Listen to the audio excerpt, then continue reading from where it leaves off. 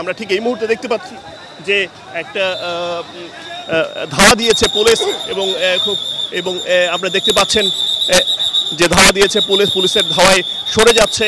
আমরা দেখতে পাচ্ছি পুলিশ এখানে 32 নম্বরে যে বিক্ষোভকারীরা ছিল নিউ মডেল বিশ্ববিদ্যালয় কলেজের সামনে সেখান থেকে সরিয়ে দিচ্ছে এবং আমরা সাউন্ড গ্রেনেড নিক্ষেপের শব্দ পাচ্ছি এবং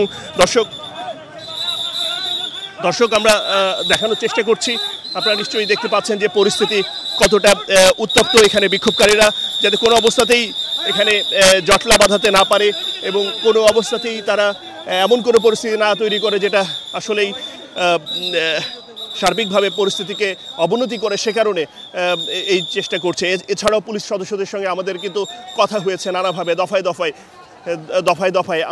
আপনারা জানেন যে এখানে আইনশৃঙ্খলা বাহিনীর সদস্যদের যে অবস্থান, এটা কেবলই যে বিক্ষোভকারীদের এগেনস্টে, ব্যাপারটা কিন্তু এরকমও অনেকটা নয়। কেননা এখানে আপনারা জানেন যে এই ঘটনাকে কেন্দ্র করে লকডাউন কর্মসূচি রয়েছে আওয়ামী লীগের পক্ষ থেকে। নানা রকমের অ্যাক্টিভিস্ট চলছে, বিক্ষোভকারীরা ইট ছুটছে। আমাদের ক্যামেরা পার্সন একটু আপনি একটু পিছিয়ে আসেন। হ্যাঁ দর্শক, ইট পাটকেল ছড়াছড়ি হচ্ছে, আপনি একটু নিরাপদে থাকেন।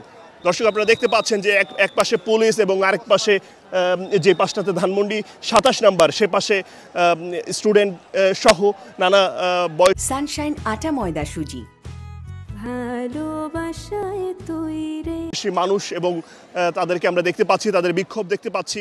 আমরা এখানে যে জায়গায় তারা বিক্ষুব্ধ হয়ে অবস্থান করছিল, যে জায়গায় তারা অবস্থান করছিল, তারা ইট পাটকেল ছুটছে, যে জায়গায় তারা অবস্থান করছিল সেখানে আমরা দেখতে পাচ্ছি যে জুতা এলোমেলো হয়ে পড়ে আছে, বিচ্ছিন্নভাবে এই অবস্থান তাদের আছে। এক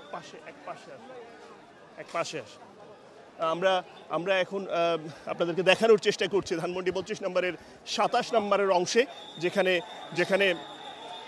যেখানে এই ধাওয়াটা হচ্ছে। আমরা ঠিক এই পাশটা যদি একটু দেখাই, এই পাশটা যদি একটু দেখান, যে এ পাশে আমরা দেখতে পাচ্ছি ঠিক যে পাশটাতে কলাবাগানের অংশ, সে পাশেও কিন্তু বিক্ষোভকারীদের অবস্থান আমরা দেখতে পাচ্ছি এবং টিয়ার গ্যাস ছোড়া হচ্ছে, সাউন্ড গ্রেনেড মারা হচ্ছে এবং ওপাশ থেকে আবার ইট পাটকেল ছোড়া হচ্ছে। তারা চাচ্ছেন যে কেন বিক্ষোভকারীদেরকে সরিয়ে দেওয়া হচ্ছে, এই ধরনের একটা তাদের পক্ষ থেকে অভিযোগ যে বিক্ষোভকারীরা কেন সরিয়ে দিবে। তারা জুলাই আন্দোলনে ভূমিকা রেখেছিল, তারা অনেক ক্ষেত্রে নিজেদেরকে আন্দোলনের কর্মী, যে 24শে জুলাই বিপ্লবে বা গণ অভ্যুত্থানে আন্দোলনের কর্মী হিসেবে নিজেদেরকে দাবি করছেন এবং বলছেন যে কোনো অবস্থাতেই যেন আমাদেরকে কেন সরিয়ে দেওয়া হবে, এই ধরনের কথাও বলছেন। তারপরেও মূলত আইনশৃঙ্খলা বাহিনী চান না যে এদের মধ্যে সুযোগ নিয়ে কোনো একটা পক্ষ এমন কোনো একটা সিচুয়েশন তৈরি করুক যাতে করে কোনো যে পলাতক আওয়ামী লীগ কোনোভাবে সুযোগ পেয়ে যায়, সেই বিষয়টা যাতে কোনো অবস্থাতেই না হয়।